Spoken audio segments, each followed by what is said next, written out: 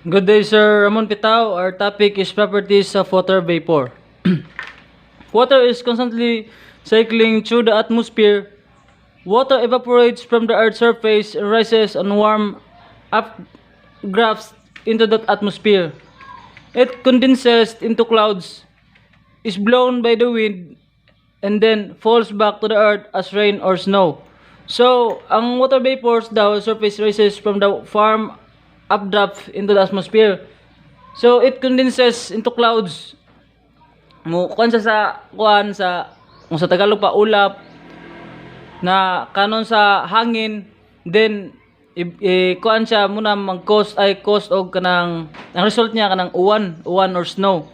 So this cycle is one important way that heat and energy are transferred from the surface of the earth to the atmosphere and transported from one place to another on our planet.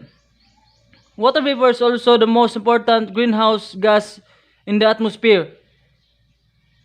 Heat emitted from Earth's surface is absorbed by water vapor molecules in the lower atmosphere. The water vapor molecules in turn radiate heat in all directions.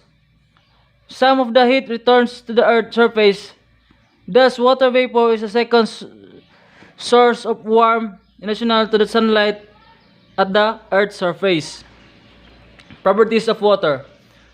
Compared to other molecular compounds of relative low molecular mass, ice melts at a very high temperature. A great deal of energy is required to break apart that hydrogen-bonded network of ice and return into liquid state. So, ang kainit, ang ice, kapag kuhan sa init, so balik siya sa liquid. Likewise, the boiling point of water is very high. Most molecular compounds of similar molecular mass are gases at room temperature. Surface tension. Water has a high surface tension attraction between molecules at the surface of a liquid. Because of its hydrogen bonding, liquids that cannot hydrogen bond do not exhibit nearly as much surface tensions. Surface tension can be seen by the curved meniscus that forms when water is in a thin column such a graduated cylinder or a burette. Vapor pressure. The vapor pressure of a liquid is the pressure of the vapor produced by evaporation of a liquid or solid above the liquid or solid in a closed container. So, ang vapor pressure daw is a liquid that produced evaporation of a liquid or solid above the liquid or solid in a closed container. The hydrogen bonding between liquid water molecules explain why water has an unusually low vapor pressure.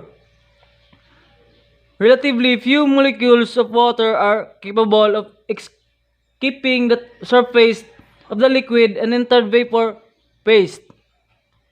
Evaporation is slow and thus the vapor exerts a low pressure in a closed container.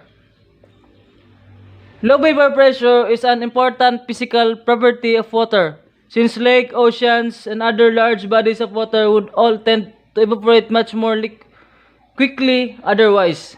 So, important daw ang water sa bagay. Important water kay kung may water, tayo mainam nga na. So, pati ang lakes, oceans, mga dagat. So, vapor pressure is influenced by temperature. As temperature increases, more molecules are released from the surface of the liquid. This increases movement above the liquid surface, increasing the pressure in the vapor stage.